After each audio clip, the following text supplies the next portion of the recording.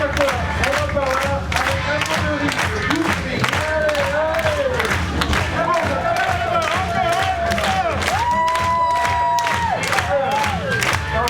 Et oui, c'est les cérémonies, merci. Alors, comment ça se passe? Travel and roll. Alors, ben moi, les voyages, c'est une passion qui m'est un peu tombée dessus comme ça, à un moment dans ma vie où je ne savais pas ce que Enfin, fin d'études, enchaînement du travail, et en fait, j'ai pris mon sac à dos, je suis parti, allez, par là, on va voir ce qui se passe. J'ai fait un tour d'Europe, je suis devenu accro au voyage, et donc je suis rentré en France pour rencontrer une fille à Laure qu'on a vue un peu avant. Et donc, on est parti sur ce long voyage où on a tout fait en stop et en couchsurfing. Le couchsurfing, c'est ça qui nourrit tous nos voyages, c'est un réseau social international d'hospitalité. C'est-à-dire qu'il y a 9 millions de membres dans le monde entier qui sont vos futurs amis. Et donc ça nous a permis de voyager. Donc on est arrivé à Montréal sans aucun plan. Et moi j'ai entendu parler que la traversée du Canada c'était un truc légendaire. Après j'ai entendu parler du fait qu'il y a des gens qui l'avaient fait en stop. Et donc je me suis dit, oh là c'est bon. Et donc on est parti pour traverser le Canada tout en stop. En fait on se rend complètement vulnérable et en fait on se laisse bercer par la gentillesse et la générosité des gens. À la moitié du pays en fait on a eu un plan où on a été payé à déplacer une voiture, donc sur la moitié du pays, donc une assez longue distance, qui nous a permis de traverser les montagnes rocheuses, la route entre Jasper et Banff, qui est une des plus belles routes du Canada, pour ensuite arriver sur la côte ouest de Tofino et après attaquer sur les États-Unis, donc l'autostop aux États-Unis. Oh my god! Et oui, les États-Unis, la côte ouest, c'est plutôt cool. Donc on a vu ces Redwoods qui sont les arbres les plus hauts du monde, pour ensuite arriver à San Francisco et se dire là, aux États-Unis, il y a des parcs nationaux. What? Des très beaux parcs, dont le parc où il y a cet arbre, le plus grand arbre du monde, Général Sherman, qui fait plus de 90 mètres de haut, 30 mètres de large. Mon truc, je lui fais un gros câlin. Et donc depuis, j'emmène son énergie et sa force avec moi. Ensuite, on a enchaîné ça avec le Mexique, donc gros choc culturel, gros changement, une langue que je parlais pas du tout. Sur mon chemin, il y avait ce volcan, le plus haut volcan du Mexique, le plus haut pic de l'Amérique du Nord. J'ai vu ça, je me suis dit, oh, ça sent bon, sans trop réfléchir à ce que c'était de grimper 5700 mètres. Je suis quand même parti seul et sans préparation. J'ai souffert. J'étais rincé, je suis arrivé au refuge complètement exténué. Le lendemain matin, je rencontre ce Québécois qui me dit, tu veux-tu grimper? Et j'ai dit, bon, ok. Et donc on a grimpé, je suis arrivé au glacier, j'ai vomi. Arrivé au cratère, j'ai vomi.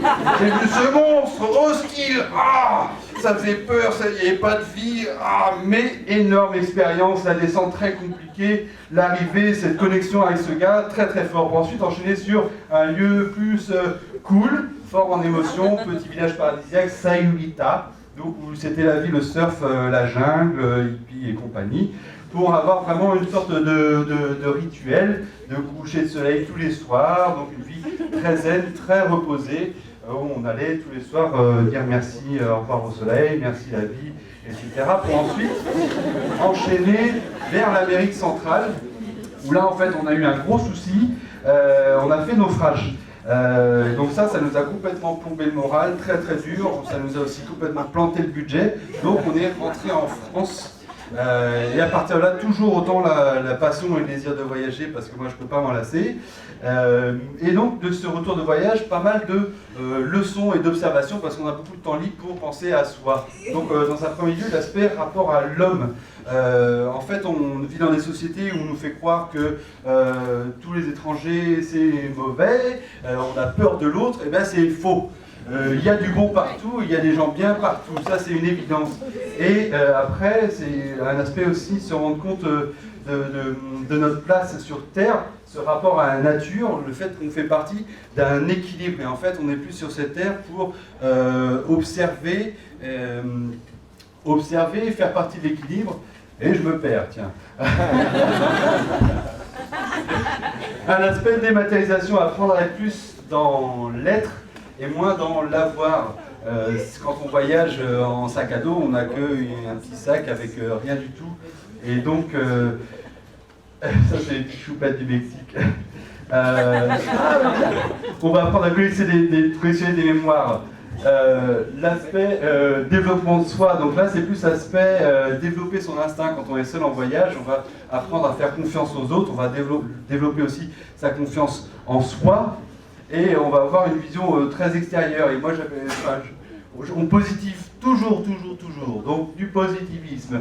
Et l'aspect zone de confort, la zone de confort, c'est tout ce qu'on découvre dans la vie, c'est des choses qu'on connaît. En fait, on va se rendre compte que c'est quand on fait des choses qui sont nouvelles qu'on va vraiment apprendre à se dépasser. Complètement, complètement. Et après, moi j'appelle ça l'auto-expérimentation, c'est le fait de tenter des choses sur soi-même, des choses nouvelles, et être son propre sujet d'expérimentation, et de ces expérimentations, en fait, faire ses observations pour ensuite peser ce qu'on en pense. Et après, il y a un aspect qui n'est pas du tout scientifique, mais qu'on observe dans ces voyages, c'est l'aspect énergie. On est tous des boules d'énergie. On donne du positif, on reçoit du positif. On donne du négatif, on reçoit du négatif. Et donc, je vais conclure cette petite présentation avec... Oh, je me mélange. Hein. Trop d'excitation, c'est le rhum que m'a donné Lulu. Ouais. Ah, je suis à nouveau. C'est pas grave. Merci.